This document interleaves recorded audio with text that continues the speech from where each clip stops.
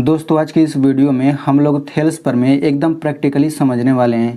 यानी कि हम लोग एक त्रिभुज लेंगे और उसकी भुजाओं को माप कर एकदम प्रैक्टिकली समझेंगे कि आखिर ये थेल्स पर में क्या होता है। अगर आप कक्षा 10 में पढ़ते हैं तो आप लोगों में एक चैप्टर है त्रिभुज नाम से, तो उसी चैप्टर से ये मैंने प्रमेय लिया है थेल्स पर में, जो कि बहुत ही महत्वपूर्ण है। और मैं आपको बता दूं कि त्रिभुज वाले चैप्टर में बस प्रमेय ही है, यानी कि प्रमेय के आधार पर आपको सवालों को हल करना रहेगा। अगर आपको प्रमेय आता है तो ही आप सवालों को हल कर पाएंगे। और मैं आपको बता दूं कि त्रिभुज चैप्टर जो है वो अधिकतर बच्चों को बहुत ही कठिन लगता है। वो कठिन इसलिए लगता है क्योंकि वो प्रमेय को प्रैक्टिकली समझते ही नहीं हैं। और इतना आप लोग याद रखिए कि जब तक आप प्रमेय को प्रैक्टिकली नहीं समझेंगे आपको एकदम समझ में आएगा नहीं प्रमेय, और सवाल तो लगाना बहुत दूर की बात है। ठीक है, तो यहाँ पे मैं केवल एक प्रमेय ले रहा हूँ थेल्स प्रमेय, और इसको हम लोग एकदम अच्छे से समझेंगे। और बस आप इतना समझिएगा इसको समझ करके कि बिल्कुल इसी तरीके से हर एक प्रमेय एकदम प्रैक्टिकल तरीके से समझा जा सकता है।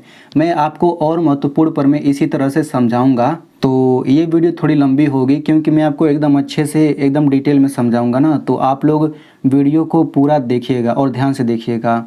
और वीडियो को अगर आप नहीं देखेंगे तो आप बस इतना जानिए कि आप अपना बहुत बड़ा नुकसान करेंगे। ठीक है, तो चलिए हम लोग वीडियो शुरू करते हैं। तो देखिए थेल्स प्रमेय को कई नामों से जाना जाता है। हम लोग इसको थेल्स प्रमेय बोल सकते हैं, या फिर इसको हम लोग बोल सकते हैं आधारभूत समानुपातिकता प्रमेय। ठीक है ना। अब देखिए आधारभूत समानुपातिकता प्रमेय को अंग्रेजी में बोला जाता है बेसिक प्रोपोर्शनलिटी थ्योरम, और इसी को शॉर्ट में बीपीटी बोलते हैं, बीपीटी। ठीक है, यानी कि थेल्स प्रमेय का ये सब नाम है। प्रमेय तो एक ही है लेकिन इन नामों से जाना जाता है। अब समझते हैं थेल्स प्रमेय होता क्या है। तो हम लोग यहाँ पे सबसे पहले एकदम मतलब ऊपरी तरीके से समझ लेते हैं, फिर हम लोग इसको प्रैक्टिकली समझेंगे। तो देखिए इस प्रमेय का नाम थेल्स प्रमेय क्यों पड़ा, क्योंकि थेल्स जो है ना एक व्यक्ति का नाम है, एक गणितज्ञ का नाम है, और इन्होंने इस प्रमेय को बताया था, इसीलिए इसको थेल्स प्रमेय बोला जाता है। तो थेल्स जी ने क्या बताया था हमें, उन्होंने हमें ये बताया था कि अगर हम लोग कोई भी त्रिभुज लें, यानी कि अगर कोई भी त्रिभुज है और उस त्रिभुज में एक भुजा के समांतर अगर अंदर एक रेखा खींच दिया जाए तो इतने बटे इतने हमेशा बराबर होता है इतने बटे इतने के।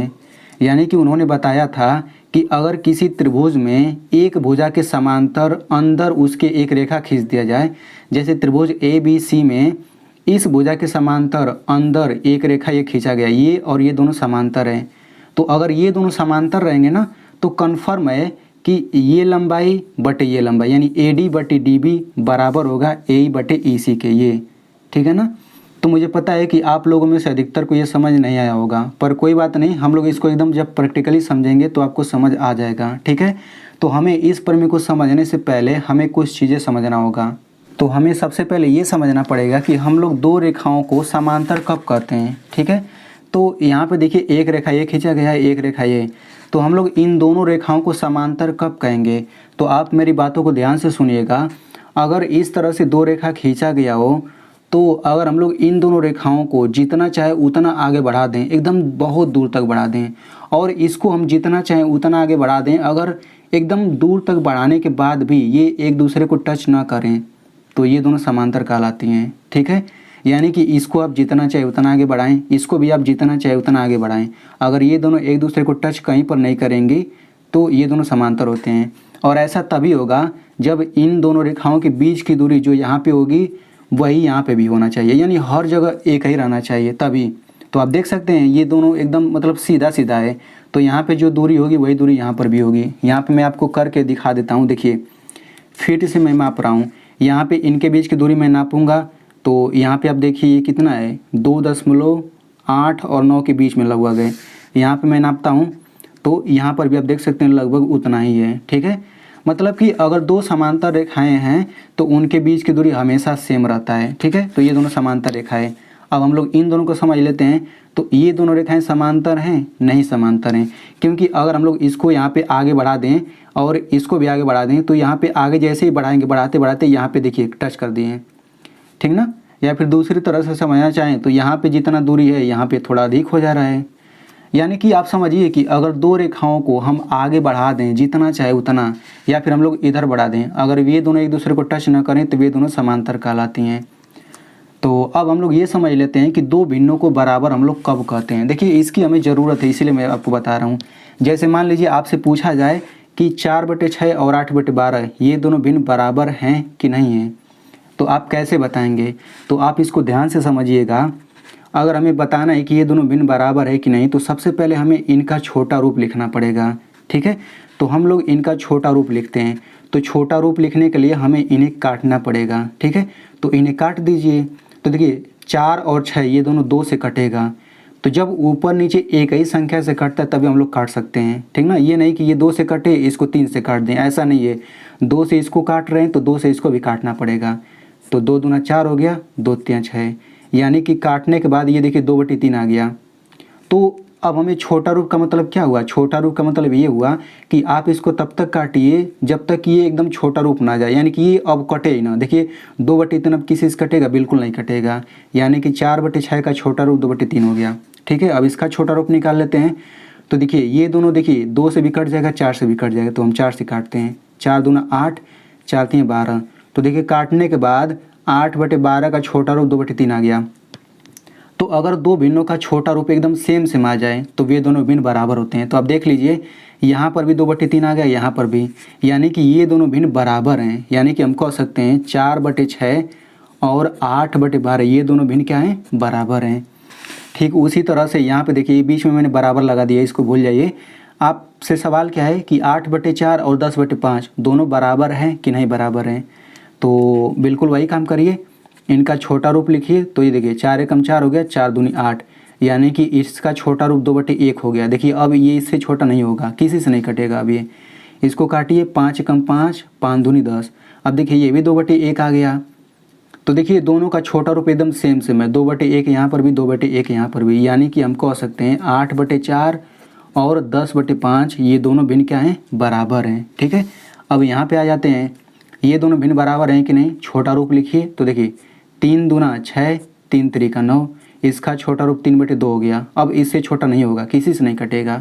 अब इसको काटिए, तो 2 तिया 6, 2 पाँचे 10। देखिए इसका छोटा रूप क्या हो गया? 3/5 हो गया। अब इससे छोटा नहीं होगा।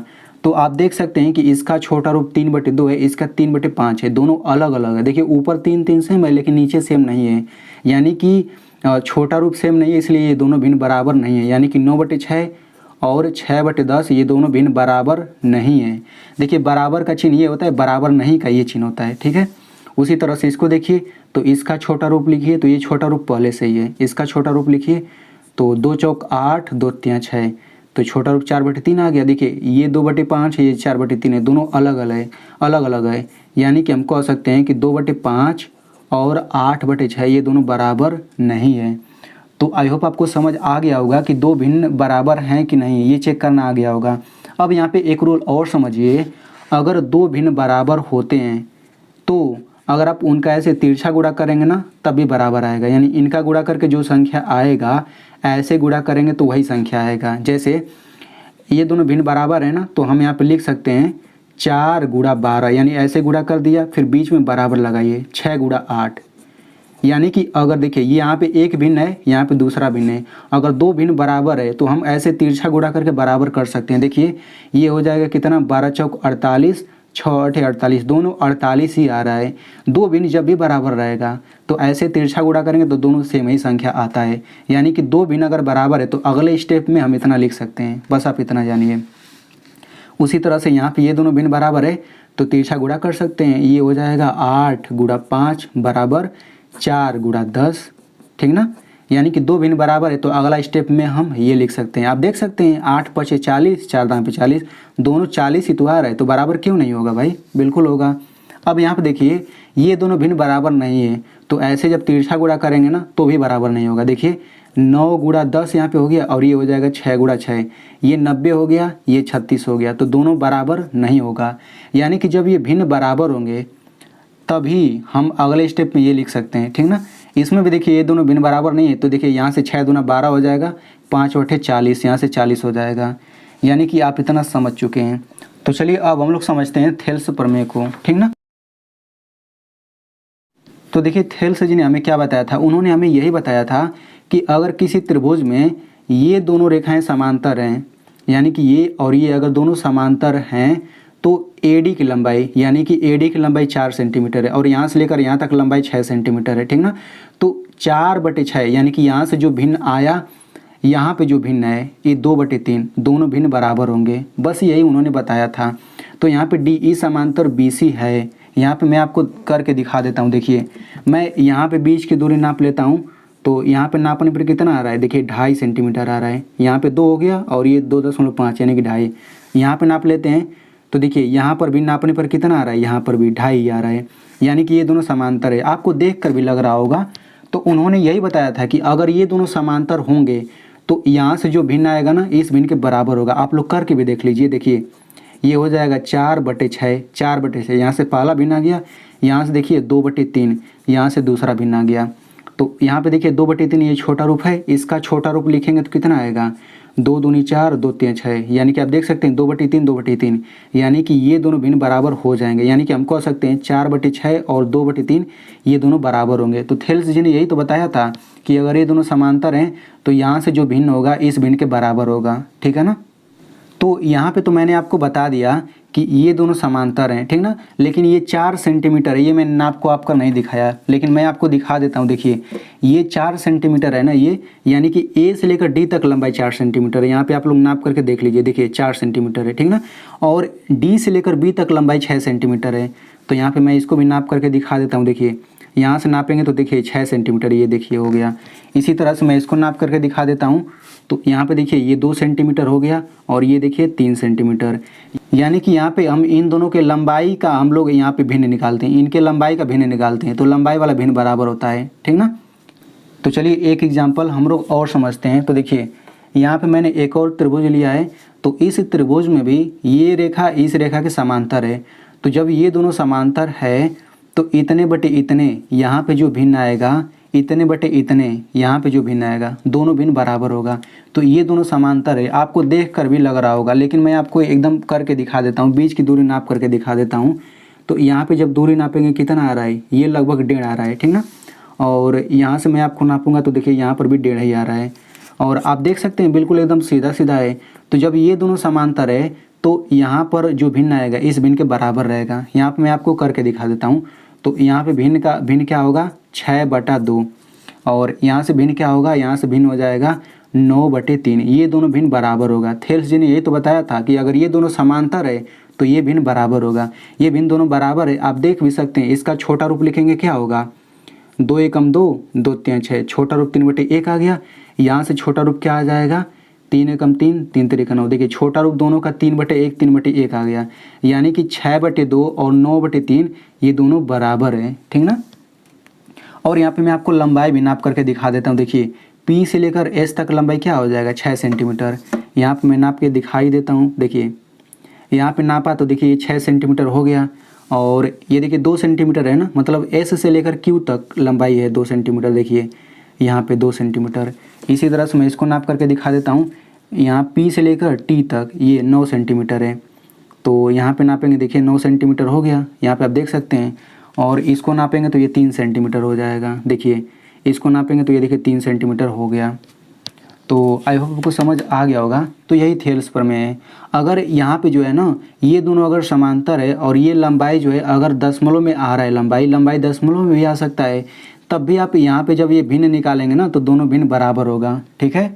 यानी कि थेल्स जी ने बस हमें इतना ही बताया था कि अगर ये दोनों समांतर हैं तो ये लंबाई बटे ये लंबाई, यहाँ पे जो भिन्न आया ये लंबाई बटे ये लंबाई, यहाँ से दूसरा जो भिन्न आया वे दोनों भिन्न बराबर होंगे, जैसे यहाँ पे आप देखिए। लेकिन अगर ये दोनों समांतर नहीं है तो फिर दोनों भिन्न बराबर नहीं होगा। ये भी हम लोग सीखेंगे एकदम प्रैक्टिकली, ठीक ना। तो यहाँ पे मैंने ये बनाया है त्रिभुज। तो इसमें आप देख सकते हैं कि ये रेखा और रेखा ये दोनों समांतर बिल्कुल भी नहीं है, आप देख सकते हैं तिरछा है।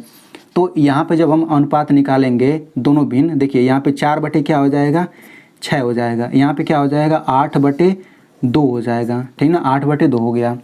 तो यहाँ पे आप देख सकते हैं इसका छोटा रूप लिखिए, 2 दूना 4, 2 3 6। इसका छोटा रूप 2 एकम 2, 2 चौक 8। इसका छोटा रूप 2/3 है, इसका 4/1 है। तो आप देख सकते हैं छोटा रूप दोनों सेम नहीं है, यानी कि ये दोनों भिन्न बराबर नहीं होगा। यानी कि ये दोनों जब समांतर है ना तभी दोनों भिन्न बराबर होगा। यहाँ पे हम लोग एक और समझ लेते हैं। अच्छा, यहाँ पे एक चीज़ और समझ लीजिए। देखिए, ये मैं लंबाई आपको नाप करके दिखा देता हूँ क्योंकि आपको भरोसा नहीं होगा। ये देखिए, ए से लेकर डी तक 4 मैंने लिखा है ना, तो ये 4 ही है, बिल्कुल 4 ही होगा। देखिए, ये पूरा 4 सेंटीमीटर है, ठीक है। ये मैंने 6 लिखा है, तो यहाँ से लेकर ये 6 ही सेंटीमीटर है, आप देख लीजिए, ठीक है। अब यहाँ पे देखिए, इसकी लंबाई कितना है, ये है पूरा 8 सेंटीमीटर। इसकी लंबाई नापते हैं तो ये देखिए 2 ही सेंटीमीटर होगा, यहाँ पे आप देख लीजिए, ठीक है ना। चलिए हम लोग यहाँ पे एक और समझ लेते हैं। यहाँ पे आप लोग देखिए इसमें, तो यहाँ पे भी आप देख सकते हैं कि ये दोनों बिल्कुल भी समांतर नहीं है। तो जब ये समांतर नहीं होगा तो यहाँ पे दोनों भिन्न बराबर नहीं होगा। 6/4 यहाँ पे क्या हो जाएगा, 6/8, तो ये हो जाएगा 2 3 6, 2 दूना 4, तो छोटा रूप 3/2 हो गया। यहाँ पे देखिए 2 3 6, 2 चौक 8, यहाँ पे 3/4 हो गया। तो दोनों बराबर नहीं है। देखिए ऊपर 3 3 है, नीचे 2 और 4 है, अलग अलग है, यानी कि दोनों भिन्न बराबर नहीं है। जब ये समांतर होगा तभी बराबर होगा, ठीक है ना। इतना आप लोग जानते रहिए। तो यहाँ पे आप लोग एक चीज़ और समझ लीजिए। देखिए, इस वाले त्रिभुज में ये दोनों समांतर है तो भिन्न बराबर होगा। देखिए ये दोनों भिन्न बराबर है, तो मैंने बता दिया था कि अगर दो भिन्न बराबर है तो ऐसे अगले स्टेप में हम लोग तिरछे गुणा करके लिख सकते हैं, यानी कि 4 × 3 बराबर 6 × 2 लिख सकते हैं। देखिए यहाँ से भी 12 आएगा, यहाँ से भी 12 ही आएगा, ठीक है। यानी कि जब ये दोनों समांतर है तभी दोनों भिन्न बराबर होगा, और हम लोग अगले स्टेप में ये लिख सकते हैं। और आप लोग इसमें भी आप लोग देख सकते हैं ये दोनों समांतर है तो यहाँ पे दोनों भिन्न बराबर हुआ है। तो इसमें भी हम लोग चाहें तो लिख सकते हैं 6 × 3 ऐसे गुणा करके बराबर 2 × 9, यानी कि यहाँ से भी 18 आएगा, यहाँ से भी 18 आएगा। अब हम लोग समझते हैं कि इस पर मतलब सवाल कैसे पूछेगा। तो आप लोग ध्यान से समझिए। जैसे इसी तरह से ले लिया जाएगा, मतलब ये दोनों समांतर ले लिया जाएगा, और यहाँ पे आप देख सकते हैं एकदम लंबाई दिया गया है, तो इसमें से एक लंबाई नहीं देगा और बाकी 3 लंबाई दे देगा आपको। यानी कि जैसे मान लीजिए इस 3 को नहीं देगा, आपको कहेगा कि एक त्रिभुज है, त्रिभुज में डी ई समांतर बी सी है, और आपको कहेगा कि इसकी लंबाई 4 है, ए डी की लंबाई, इसकी लंबाई 6 सेंटीमीटर है, इसकी लंबाई 2 सेंटीमीटर है, आप इसी की लंबाई बताइए। इसी तरह से आपको ये 6 सेंटीमीटर छुपा लेगा, इन तीनों की लंबाई दे देगा, या फिर 4 सेंटीमीटर छुपा लेगा, इन तीनों की दे देगा और कहेगा इसकी बताइए लंबाई। मतलब आप इतना समझिए, इन चारों संख्याओं में से एक संख्या नहीं देगा, बाकी 3 दे देगा, आपको चौथा निकालना रहेगा। तो आप लोग कैसे निकालेंगे वही हम लोग अब सीखने वाले हैं, ठीक है। और मैं आपको इसी तरह का एक सवाल भी दूंगा लगाने के लिए। तो सबसे पहले मान लीजिए उसने ना, मान लीजिए क्वेश्चन में यही छुपा लिया है 3 सेंटीमीटर, ठीक है। तब आपको कैसे सवाल पूछेगा वो आप लोग ध्यान से देखिए। इसी सवाल को देखिए कैसे पूछेगा। यहाँ पे ऐसे आपको चित्र बना करके दे देगा और आपसे कहेगा कि त्रिभुज ए बी सी में डी ई समांतर बी सी है, यानी कि डी ई जो है बी सी के समांतर है, ठीक है, दे दिया ये आपको। और कहा गया है ए डी बराबर 4 सेंटीमीटर है। देखिए ए को बिंदु, इस बिंदु को ए नाम दिया गया, इस बिंदु को डी, इस बिंदु को बी नाम दिया गया, इस बिंदु को सी, इस बिंदु को ए, ठीक है ना। तो ए से लेकर डी तक की दूरी को हम लोग ए डी कहते हैं, ठीक ना, यानी कि ए डी की दूरी 4 सेंटीमीटर है। डी से लेकर बी तक की दूरी को डी बी हम कहते हैं, ठीक है। तो ए डी के बराबर 4 सेंटीमीटर है, डी बी बराबर ये देखिए 6 सेंटीमीटर है, ए बराबर 2 सेंटीमीटर है। हमें ई सी की लंबाई पूछा है, यानी कि ई सी की लंबाई क्या होगा। तो देखिए बिल्कुल यही सवाल है, बस इसको छुपा दिया है। तो आंसर कितना आना चाहिए, आंसर 3 ही आना चाहिए, ठीक ना, क्योंकि बिल्कुल यही सवाल है। देखिए 6 4 2, 6 4 2, तो आंसर यहाँ पे 3 ही आना चाहिए, ठीक है। तो हम लोग क्या करेंगे, हम लोग इसको x मानेंगे, यानी कि इसको हम लोग x सेंटीमीटर मान लेंगे। x कोई संख्या है, वही हमें ज्ञात करना है। तो सबसे पहले हम लोग लिखेंगे कि डी ई समांतर बी सी दिया, ये समांतर का चिन्ह है, ये दिया है ना, देखिए डी समांतर बी सी, सबसे पहले इतना लिखेंगे। फिर लिखेंगे इसलिए ए डी बटे डी बी, ये पहला भिन्न हो गया, बराबर होगा किसके, ए बटे ई सी के, ए बटे ई सी के, इतना लिखेंगे। फिर लिखेंगे थेल्स प्रमेय से, ठीक है। देखिए प्रमेय से आपको बहुत सवाल सिद्ध करना पड़ता है। तो जब ये लंबाई नहीं दिया रहेगा ना, जब ये समांतर दिया रहेगा, तो केवल समांतर अगर दिया रहेगा तो हम इतना ही लिख के फिर हम इसका यूज करेंगे सिद्ध करने में। लेकिन यहाँ पे लंबाई दिया है तो हम यहाँ पे लंबाई भी रख सकते हैं। तो देखिए अब क्या लिखेंगे, 4/6, इसके बाद ये हो जाएगा 4/6 बराबर फिर क्या 2/x, क्योंकि हमें पता है कि अगर ये दोनों समांतर होगा तो यहाँ से जो भिन्न आएगा इस भिन्न के बराबर होगा, तो हम इतना लिख दिए। अब देखिए ये भिन्न और ये भिन्न दोनों बराबर है, तो हम तिरछा गुणा करके लिख सकते हैं कि नहीं, अगला स्टेप में लिख सकते हैं 4 × x बराबर ये हो जाएगा कितना, 6 × 2। मैंने आपको बता दिया कि अगर दो भिन्न बराबर है तो अगले स्टेप में इतना लिखा जा सकता है। और ये दोनों भिन्न बराबर है, क्यों बराबर है, क्योंकि ये दोनों समांतर है भाई। अब यहाँ पे ध्यान से देखिए, यहाँ पे 12 आ रहा है, 6 दूना 12, तो आप दिमाग लगाइए कि इस x की जगह पे हम कौन सी संख्या रखें ताकि ये भी गुणा करेंगे 12 आ जाए गुणा करने पर। तो 6 दूना 12, 4 तियाँ 12, यानी कि x बराबर 3, यही आंसर होगा। ठीक है, तो हमें x का मान निकालना था, x बराबर 3 आ गया है। यहाँ पे EC की लंबाई पूछा है, तो आखिर EC की लंबाई तो आपने x माना है, यानी कि आपको और देंगे कि EC बराबर कितना हो जाएगा 3 सेंटीमीटर। तो यही आंसर होगा। यानी कि जब ये सवाल आएगा तो आप लोग इस तरीके से लगाएंगे। अब देखिए इसी सवाल को इस तरह से पूछ सकता है। देखिए यही सवाल है ना, मतलब ये मेन चीज़ है। तो यहीं से देखिए सबसे पहले 3 गैप करके आपसे पूछ लिया सवाल। अब क्या करेगा, देखिए अब मान लीजिए यहाँ से 6 गैप कर दिया और आपको 4 सेंटीमीटर, 2 सेंटीमीटर, 3 सेंटीमीटर दिया रहेगा। तब जब आप सवाल को हल करेंगे तो कितना आना चाहिए, 6 आना चाहिए। यानी कि 3 संख्या हमेशा देगा और चौथा आपसे पूछेगा। ठीक ना, जैसे यहीं से सवाल इस तरह से आपसे पूछ देगा कि त्रिभुज ABC में DE समांतर BC है, DE समांतर BC है। ठीक है, इसमें समांतर था ही, आप जानते ही हैं। और AD बराबर 4 है, AD बराबर 4 है, AE बराबर 2 है और EC बराबर 3 है। तो DB की लंबाई पूछा है। देखिए बिल्कुल वही है, 4 2 3, 4 2 3। इस DB की लंबाई पूछा है तो कितना आंसर आना चाहिए, 6 आना चाहिए। तो चलिए हम लोग लगाते हैं। ठीक है, तो हम लोग इसको कितना मानेंगे, इसको हम लोग मानेंगे x सेंटीमीटर। अब हम लोग क्या लिखेंगे, लिखेंगे DE समांतर BC, DE समांतर BC दिया है, क्वेश्चन में दिया है। तो जब ये दोनों समांतर है तो थेल्स प्रमेय ने क्या बताया था कि जब ये समांतर हैं तो ये लंबाई बटे ये लंबाई हमेशा बराबर हो गई, ये लंबाई बटे ये लंबाई के। तो AD बटे DB बराबर A बटे EC हो गया, थेल्स प्रमेय से लिखेंगे। इसके बाद हम क्या लिखेंगे, 4 बटे x इतने बटे इतने, यहाँ से जो भिन्न आया 2 बटे 3 के बराबर होगा। अब देखिए दोनों भिन्न बराबर है तो क्या करेंगे, तिरछा गुणा करेंगे तभी बराबर आएगा। तो 4 गुणे 3 बराबर ये हो जाएगा x गुणा 2। अब देखिए यहाँ पे गुणा करके 12 आ रहा है। ठीक ना, तो x की जगह पे कौन सी संख्या रखें ताकि गुणा करके 12 आ जाए। तो 6 दूना 12, यानी कि x बराबर क्या आ गया, 6। तो यानी कि आपने DB बराबर x माना था, यानी कि हम लोग कहेंगे कि DB बराबर कितना है, 6 सेंटीमीटर। तो यही क्या हो जाएगा, आंसर हो जाएगा। तो आई होप आपको समझ आ गया होगा। अब मैं आपको यहाँ पे सवाल दे देता हूँ, तो आप लोग इस सवाल को खुद पढ़िए और आपको AD की लंबाई ज्ञात करना है। तो आप लोग इसे हल करके कमेंट में ज़रूर बताइएगा। तो देखिए इतना सरल तरीके से समझाने के लिए वीडियो के पीछे मेहनत होती है, तो आपसे रिक्वेस्ट है कि आप लोग वीडियो को एक लाइक कर दीजिए। और अगर आपको समझ आ गया है तो आप लोग इस वीडियो को अपने दोस्तों के साथ ज़रूर शेयर करिए, क्योंकि उन्हें भी ये अच्छे से समझ आ जाएगा।